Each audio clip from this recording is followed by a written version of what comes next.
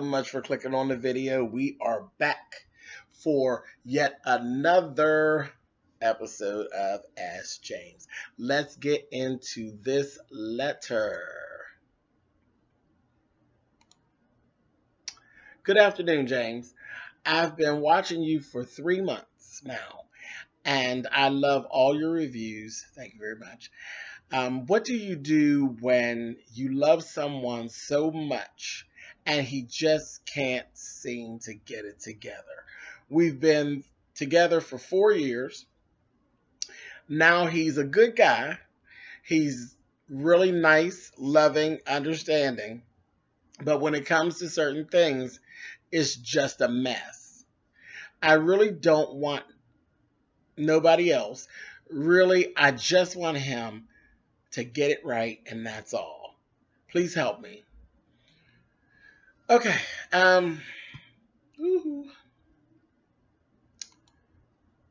You know what?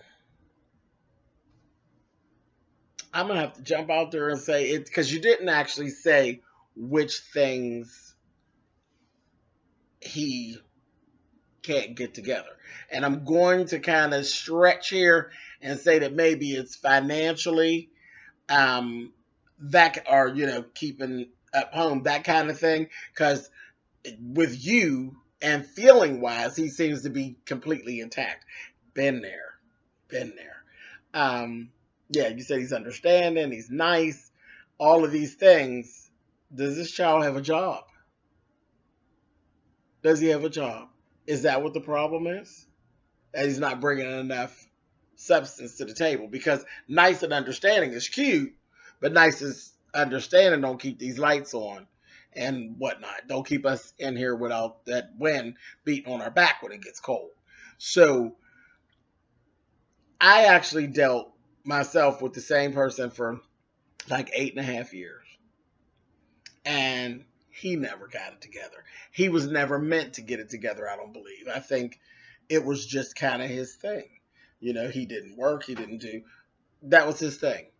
Now, I don't take care of men. That's not my thing. And I was young. So it was, I was in my early 20s. I had no problem. Hey, do you, boo? I've always been a go-getter. I've always loved making money. I had talents that I wanted to explore. I had goals that I had set, and I would let no one come and infiltrate what I had going on. And we had a really good understanding of that. Now, he was an asshole when it came to feelings. He was whorish.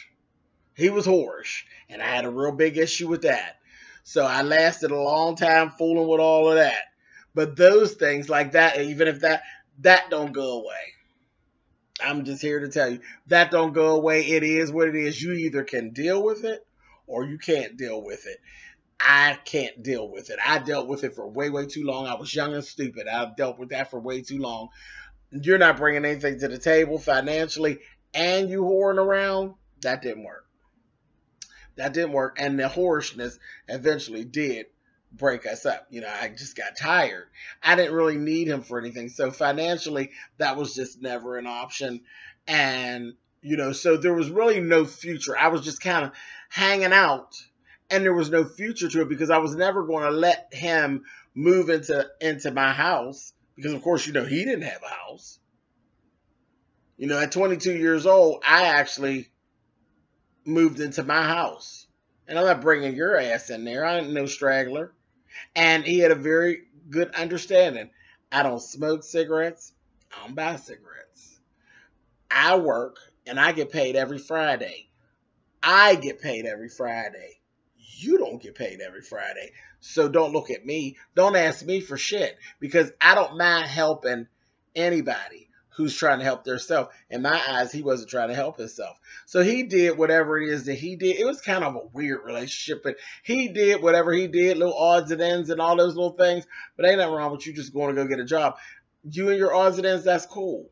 And like I said, it was weird because he was just that nice. If he had $20, I could get 15 of them if I needed them. He would give me the 15. But why don't you have 100? I mean, that was always my issue with him. But on the other hand, he knew not to ask me. If he only had 20, he knew not to ask me for 80 to make to the 100. It was just really weird, and I kept myself in that really weird space for over 8 years. So what I would have to say to you, honestly, you've already invested 4 years into this.